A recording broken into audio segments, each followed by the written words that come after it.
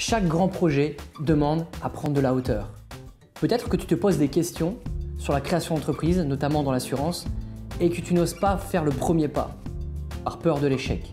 Je suis Sébastien Delelis, le co-gérant de la société 360 Courtage et du réseau 360 Courtage. Voici les 8 conseils que je vais te donner avant de t'engager.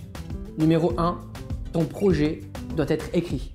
Parce que ça va te permettre tout simplement de visualiser chaque jour l'évolution de ton projet.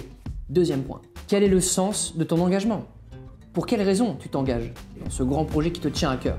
En 3, détermine tes compétences, tes talents, ta spécificité. Ceux qui ont réussi, en général, ont une spécificité. Tu dois travailler ta spécificité. C'est quoi ton talent?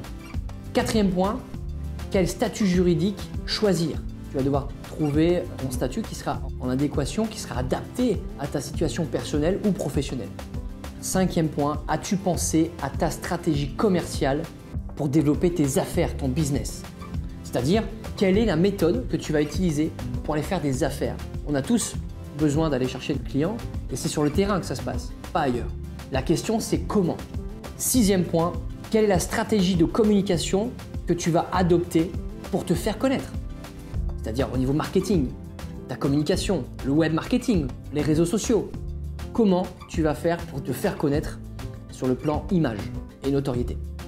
Septième point, définir ton chiffre d'affaires prévisionnel et les charges afférentes à ton activité.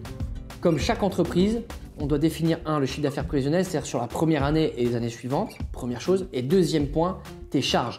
Donc ça peut être sur la partie marketing, communication, l'expert comptable, les charges sociales, l'URSSAF, les caisses de retraite. C'est ce qu'on appelle le business plan.